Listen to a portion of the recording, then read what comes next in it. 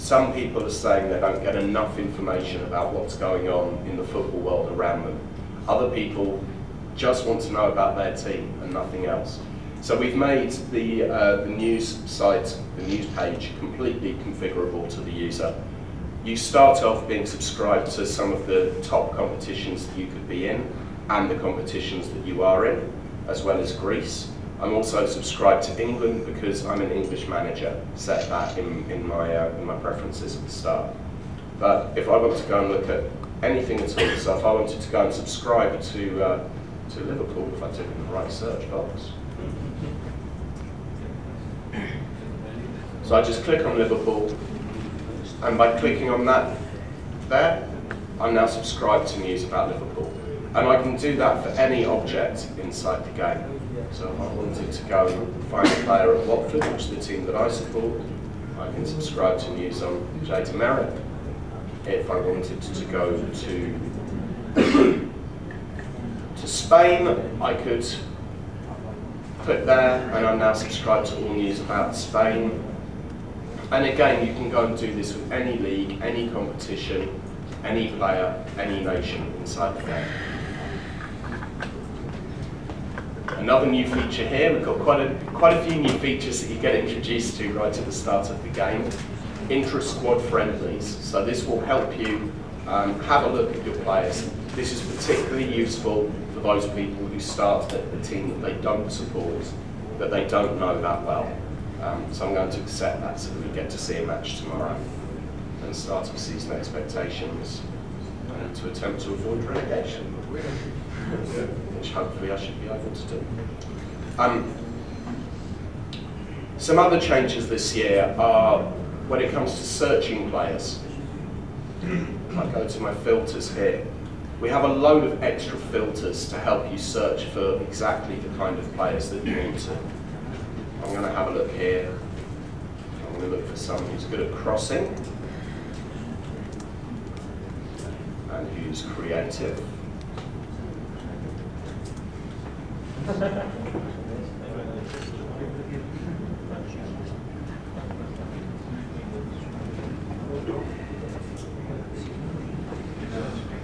And who's good at dribbling.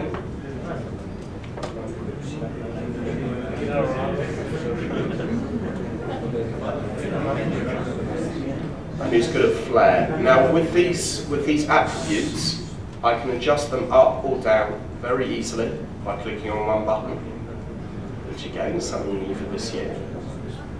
And let's see if he can find any players. So he's found a few players, but he's only found 8, so let's see if I can find some more.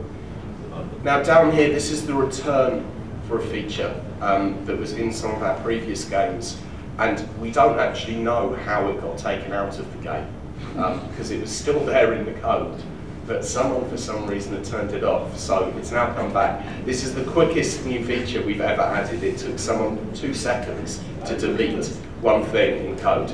But this is attributes to match. So if I've set a big long list of attributes to look for, and it doesn't find any players, I can click here and say I just wanted to find 3 out of the 4 attributes, click on OK, and now it's found lots of players.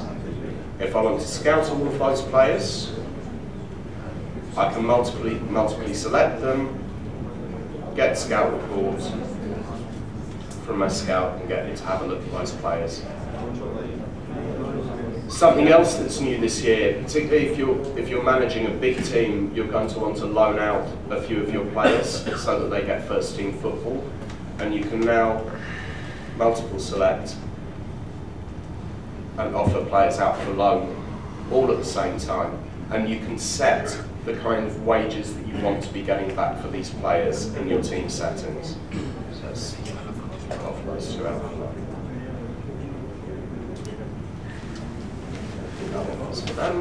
Here we go, we've got some reports back already. Let's go see. Oh, they're saying there'll be a quality signing, so let's see whether I can sign this guy. Okay, was he good when he played in the Greek team? No. I won't go and sign him then. Let's try this one.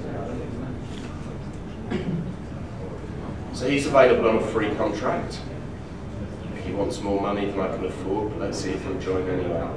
Now, one thing that you will notice inside the game this year, and this is partly due to the economic crisis that is happening in the world at the moment, you will find that if a player has less time on their contract, so if their contract's running out and you can't actually afford to renew his contract, he might lower his wages if he really likes the club, if he wants to stay at the club, to re-sign for you.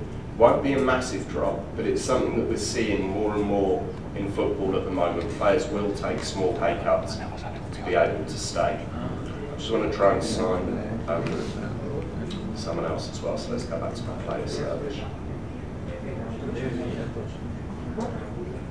We've changed some things in the negotiation in the game this year as well. Again, partly because of what's going on with the world's economies. But previously in the game, you've been able to spread transfer deals over 2 years.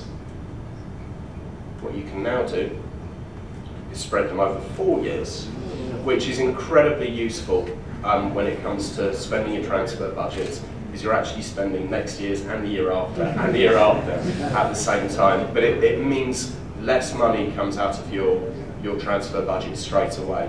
And more of these transfers are happening in real life. This isn't stuff that we've made up, as I think everyone in the room knows. We work with coaches, managers, international managers, chief executives, board directors, scouts, all throughout football. We get advice from them when it comes to making the game, because they play the game, they want to make the game better. So that's why they help us, rather than the normal commercial deals that some other games have. We tend to keep it quiet. So I've got a press conference here. Now, in England, we have something that you put on toast called Marmite. I don't know if you have it here or not, but you do have Marmite here. Is Marmite something that people either love or they hate here? Okay, because the whole advertising campaign for Marmite in England is that you either love it or hate it. Personally, I hate it. I think it's horrible. However, I do love press conferences inside the game, and I think with any feature that's been added, this has been the most controversial feature that's ever been added to the game, because literally the community is split down the middle. Some people love it, other people hate it. We've made very big improvements to press conferences this year. There are now over 500 questions. We have new press conferences for player signings as well. And all of the answers to the press conference questions are now tailored to your team and the position your team are in, rather than all of them being generic. The press conferences in the game do get slightly repetitive, but this is my third press conference of the week. And I'm saying much the same stuff today that I said yesterday and the day before, and I expect that most of the questions that I'll get asked when I'm doing interviews afterwards will be similar to the ones that I got asked yesterday and the day before. It's just what happens, and for those of you in the room as sports journalists, you probably have a couple of questions, or you hear a couple of questions that are asked at every press conference that you go to. It's just the nature of these things. But here's my pre-match press conference. So I don't know how to answer this. I don't consider it a dream, but it is great to be here. I've taken the job as Kabbalah manager without being able to speak Greek. Surely this will have a negative effect when you get to grips with the language. I don't have any worries because football is a universal language.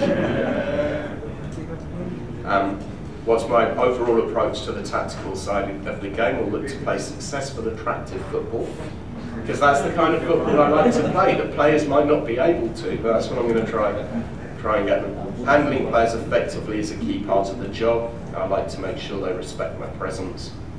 I like to be as involved as much as time allows me in the day-to-day running of the club. Sorry? He won't allow me? Okay. My backroom staff will be involved heavily, as I prefer to oversee things. Okay, well, thankfully in our game the manager is still in charge, so we don't have chairman picking the team.